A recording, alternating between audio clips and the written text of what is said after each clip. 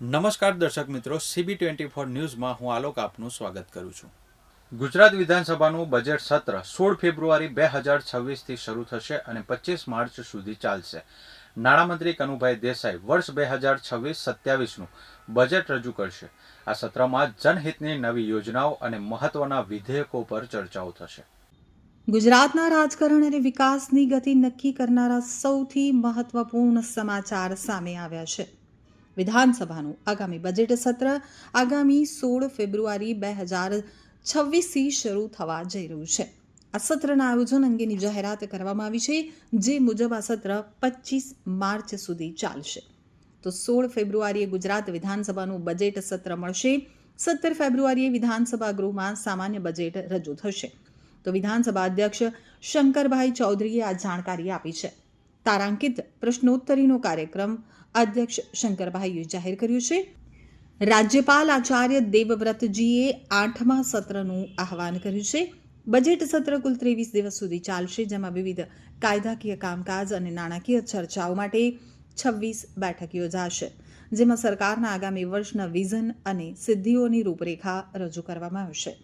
ત્યારબાદ નાણામંત્રી કનુભાઈ દેસાઈ વર્ષ 2026-27 માટેનું રાજ્યનું અંદાજપત્ર રજૂ કરશે.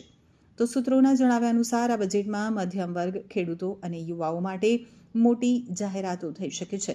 ખાસ કરીને વિકસિત ગુજરાત એક્ટ 2047ના લક્ષ્યને ધ્યાનમાં રાખી અને માળખાગત સુવિધાઓ, શિક્ષણ અને આરોગ્ય ક્ષેત્રે જંગી ફાળવણી કરવામાં આવે તેવી શક્યતા છે. આ ઉપરાંત આ સત્ર દરમિયાન સરકાર કેટલાક મહત્વના વિધેયક પણ 15મી વિધાનસભાના 8મા સત્રનું આહવાન આજે ગુજરાત રાજ્યના મહામહિમ રાજ્યપાલ આચાર્ય દેવવ્રતજીએ કર્યું છે. તારીખ 16 ફેબ્રુઆરીના રોજ ગુજરાત વિધાનસભાને માન્ય રાજ્યપાલશ્રી સંબોધન કરશે અને તે જ દિવસે માન્ય મુખ્યમંત્રીશ્રી દ્વારા શોકદર્શક પ્રસ્તાવ પણ રજૂ કરવામાં આવશે.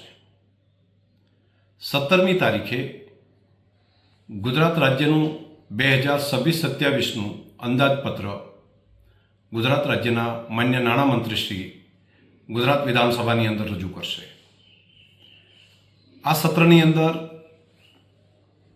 કુલ 23 દિવસો અને 26 જેટલી બેઠકો રાખવામાં આવી છે. 3 બેઠક માન્ય રાજ્યપાલશ્રીના સંબોધન ઉપર ચર્ચાઓ, 4 બેઠક સરકારી કામકાજ અને વિધેયકો અને 4 બેઠક અંદાજપત્ર ઉપરની સામાન્ય ચર્ચા માટે રાખવામાં આવ્યા છે. 12 બેઠક વિભાગવાર માગણીઓ ઉપરની ચર્ચાઓ માટે અને 2 બેઠક પૂરક માગણીઓ ઉપરની ચર્ચા, એમ કુલ 18 બેઠકો નાણાકીય કામકાજ માટે ફાળવવામાં આવી છે. 6 બેઠકો બિન સરકારી કામકાજ માટે પણ સમય ફાળવવામાં આવ્યો છે. આ 8મા સત્રની અંદર તારાંકિક પ્રશ્નો માટે માન્ય મંત્રીશ્રીઓના 5 જૂથની રચના કરવામાં આવી છે. માન્ય ધારાસભ્યશ્રીઓ વિધાનસભાની અંદર પોતાના વિસ્તારના અને રાજ્યના પ્રશ્નો રજૂ કરવા માટે આજે જ્યારે આહવાન કરવામાં આવ્યું છે, તો આવતીકાલથી જ એ પ્રશ્નો દાખલ કરી શકશે. પ્રશ્નો દાખલ કરવા માટે ઓનલાઈન અને ઓફલાઈન બંને વ્યવસ્થા કરવામાં આવી છે. પોતાના મત વિસ્તારની અંદર રહીને માન્ય ધારાસભ્યશ્રીઓ ઓનલાઈન પણ પ્રશ્ન દાખલ કરી શકશે અને અહીંયા આવીને તેમને લેખિત સ્વરૂપે મૂકવું હોય તો પણ પ્રશ્નોની રજૂઆત કરી શકશે. છેલ્લા દિવસનો પ્રસ્તાવ પણ રહેશે. તે સિવાય ડિટેલ અને વિગતવાર કામકાજ એ કામકાજ સલાહકાર સમિતિની મિટિંગની અંદર નક્કી થતું હોય છે. વિધાનસભાના સત્રના ચાલુ થાય તે પહેલાં હું કામકાજ સલાહકાર સમિતિની મિટિંગ બોલાવીશ અને તેની અંદર વિગતવાર જે સત્ર દરમિયાન થનાર કામ છે તેનો અહેવાલ વિધાનસભામાં રજૂ પણ કરવામાં આવશે.